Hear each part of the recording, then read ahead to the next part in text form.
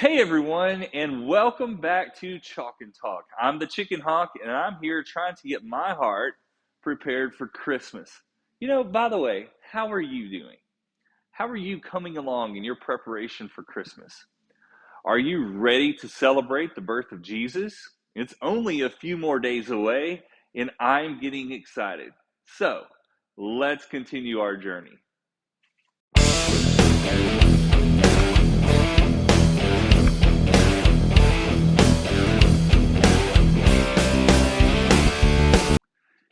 I'd like to spend today's talk on the topic of money. Money seems to be the thing that drives us with a lot of emotion, especially this time of year, with the price of everything getting higher and higher and the bills just mounting up. Some of us are wondering how we can afford to have what we think is a good Christmas. I guess that brings up a question. Does a good Christmas depend on the number of dollars that we spend? I think as a society, we continue to teach ourselves that it does. A lot of our focus is on how our house is decorated, or the quality and quantity of the food that we eat, and the quantity and quality of the gifts that we give and receive. Also, some of us want to afford to go other places, whether it's to visit relatives or if it's just simply to get away. But it all still costs money. Now, I'm not saying that we shouldn't desire to have those things and we shouldn't want to go on those trips, but maybe we need to consider if we need them or not, especially if it's putting extra stress on us for the season. Now, what I would like to do today is take a broader look at the birth of Jesus Christ and consider just a little bit of the financial aspect, at least as much as I can. Okay, so to do that, we're going to turn back to our Bibles and look at Luke chapter 2. It says, "Now in those days a decree went out from Caesar Augustus that a census be taken of all the inhabited earth. And this was the first census taken while Quirinius was governor of Syria." That's a hard name to say, by the way. "And all the people were on their way to register for the census, each to his own city. Now, Joseph also went up from Galilee, from the city of Nazareth to Judea, to the city of David, which is called Bethlehem, because he was of the house and family of David, in order to register along with Mary, who was betrothed to him and was pregnant. While they were there, the time came for her to give birth, and she gave birth to her firstborn son, and she wrapped him in cloths and laid him in a manger, because there was no room for them in the inn." So, what I would like to do is take a look back at that story and do consider some of the finances. Okay? I want you to think about this. They were not preparing for the Christmas as we know it. They were preparing to give birth to their child. They were preparing for Christ. It wasn't just a party event for them, right? It was for a person, a son, their son, okay? And they were having to pay for that, all right? They were also, during this time of giving birth or, pregnancy, they were forced to go from their normal town to somewhere else to deal with this census. And if they didn't go, there's going to be consequences from the government, but there's also another consequence here. And that's the consequence of finances when you travel. I mean, you got to have food to eat out with whenever you're traveling, so you either have to pack it or buy it from somebody else. Then there's the hotel cost, and then the cost of the animals to travel on because they didn't have cars. Okay, there's still a lot kind of going on there financially. And the other thing that we need to consider through this passage is, what did Joseph do for work? It says he was a carpenter, but I think a carpenter back in those days isn't like the woodworker that we know of today. It would be more like a construction worker. And he probably did a lot more than just build furniture. Uh, and so he was on the job site a lot. It most likely means they probably didn't have a lot of extra income during this time, because when Joseph did work, he was probably paid by the day. He could have been paid by the job, though. So he wasn't working while they were on this voyage, so to speak.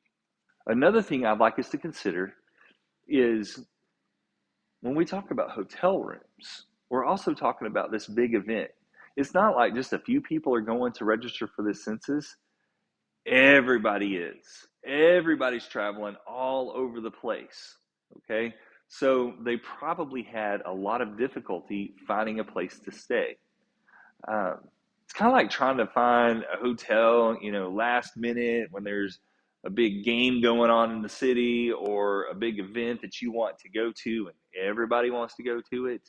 It kind of reminds me of last year and earlier this year when the total eclipses kind of crossed the United States. So here in Texas, if you wanted to go to that zone of totality and spend the night somewhere, it was going to cost you. Hotels were like crazy expensive. So, and I think something similar like this is happening in Bethlehem at this time. So when we think about the word inn, it could have been something more like, a bed and breakfast where you're staying in somebody else's house, okay? Or it could have been the house of a distant relative. They may or may not have been that close to them. But here's the deal. Other people are probably staying there too, so you don't have all the comforts of home. But when we think of where they're staying and what the text is suggesting here that we just read, it's more than likely that Joseph and Mary were staying either on somebody's porch or they were staying in a barn-like area, okay? And when we kind of look at where Jesus slept, it doesn't seem like it was a bed. It lends us to think that he stayed in a feeding trough of some kind, okay? But here's the good news. Jesus had a place to stay. And it also says that Mary provided for him so that he could have clothes to wear. He wasn't just a naked baby, okay? They had what they needed. So when we think about Christmas, our Christmas, and how much money it's going to cost us, I think it's time that we take a step back and just recognize what we're doing here. Let's think about what happened in the original event. Now, I know, not the same thing, okay? We're celebrating the person of Jesus and what he did for us. And we're not trying to recreate that event. And I'm not asking you to go spend the night on a porch or somebody else's porch or in somebody else's barn, okay?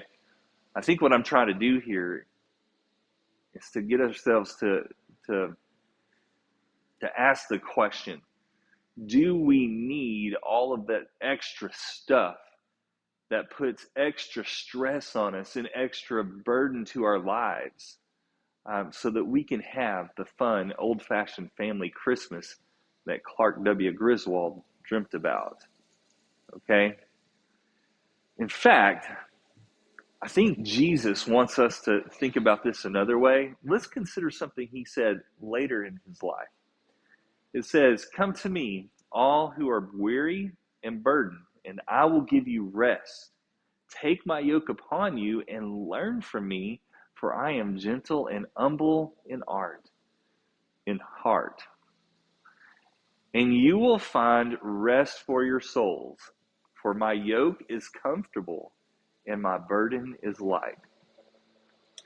Man, the point of Christmas is to worship Jesus. And if you find yourself just stressed and depressed with all the finances, then take a step back and consider what Jesus is all about. But if you feel like you can afford the finances, I want you to also take a step back and consider what Jesus is all about. I want you to try to be unburdened from this stress of the finances and be able to celebrate Jesus this Christmas. You know, as seems to be the trend on my channel, uh, the things that I've asked you are not easy tasks, but we are trying to prepare our hearts to be different than maybe they have been in past Christmases. Remember, we are trying to celebrate and worship Jesus in spirit and in truth. That being said, I hope y'all have a wonderful rest of your day and that you're having a Merry Christmas. Blessings to you, and I really hope to see you tomorrow. This is the Chicken Hawk, signing off.